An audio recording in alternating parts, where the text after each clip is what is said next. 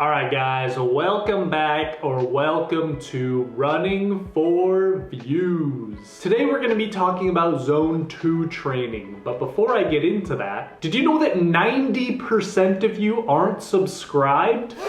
Hit that subscribe button to get a guaranteed PR in your next race. You want a PR, right? Just do it! In a recent episode of the SWAT podcast, they interviewed the legendary Jim Walmsley. When asking him about his training, he said, I've really always identified, especially the theory of kind of the Zone 2 long training. This means that he does most of his workouts in Zone 2 with a lot of volume. In a Trail Runner article about Killian's training from 2022, they found out that he does 58% of his training in Zone 1 and about 80% of his overall training in Zones 1 and 2. In an interview with Camille Herron, she also said that she does most of her training in Zone 2 with 2 speed workouts per week. So you get it. All of the bests in ultra running are doing most of their training in Zone 2 with a little bit of speed sprinkled in. So if you've been following along with my videos, you know that I recently released the Aerobic base training plan. And I've been following that for about 2 months now. So this aerobic base training plan focuses mostly on running in Zones 1 and 2, and then 1 speed workout per week, which is hill bounding. So before I really started focusing on Zone 1 and 2 running, I did a lot of my training in Zones 4 and 5, believe it or not. And yeah, let's just say that you don't see a lot of improvements when you're only running in Zones 4 and 5. But let's talk about really quickly some of the benefits of Zone 2 training. So some of the things that Zone 2 training does is number 1, improves your body's energy efficiency. Number 2, prevents injuries. Number 3, improves recovery.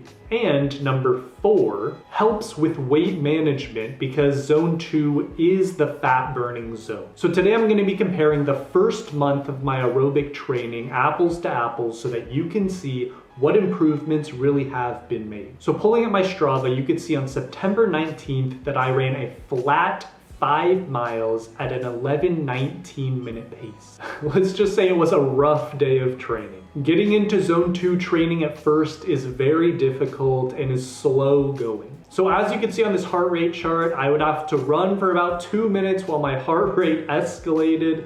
Then I would have to walk for about 30 seconds as my heart rate dropped. Then I would have to run again for 2 minutes, then it dropped down. You get it. It just was up and down the entire time.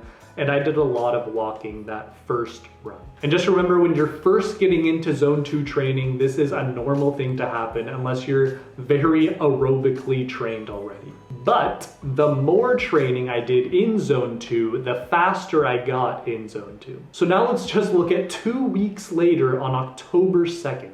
As you can see, my pace dropped down to 8:57. In just 2 weeks, my pace dropped more than 2 minutes. That's pretty amazing if you ask me. So this means at the same effort that I was running on that first run, I could now run 2 minutes faster per mile. All right, so now let's look 2 weeks after that on October 19th, exactly 1 month from when I started aerobically based training. So as you can see on this day, I ran at an 8:44 minute mile pace. The difference from week 2 to 4 is not that different. It's just 13 seconds, but the overall change of the full month is incredible. So in total, in 1 month, I improved 2 minutes and 35 seconds per mile. That's just in 1 month. Now keep in mind, it's always easy to get big gains when you first start doing something. So for example, I would say that if you ran a 6-hour marathon in your first year, it wouldn't be too difficult dropping down to a 4-hour marathon within the next year.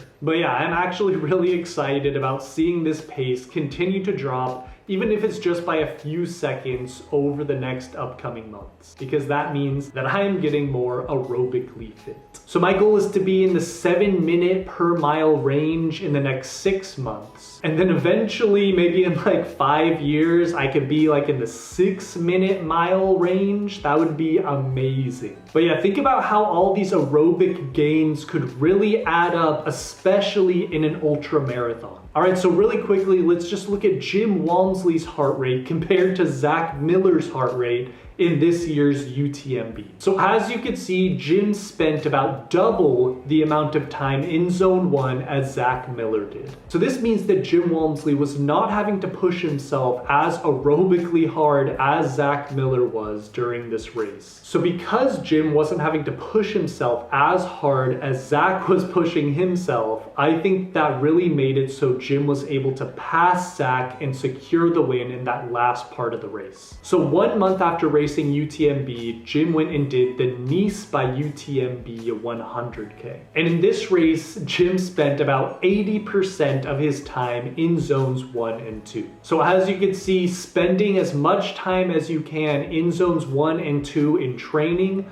really will give you that boost that you need for those ultra runs where you're going to be running mostly aerobically the entire race. So like I said, ultra running really is an aerobic sport. So if you want to be the best that you can be, why not follow what the best are doing? The more that you train in zones 1 and 2, especially in those long runs, the better your pace will be during your ultra marathons. But anyways guys, I hope that you found this video helpful, and if you have any questions, as always, leave them in the comments below and I will answer them there. If you enjoyed the video, please subscribe below. And if you liked the video, smash that like button, because 1 like equals 1 guaranteed minute shaved off of your aerobic pace. Goodbye.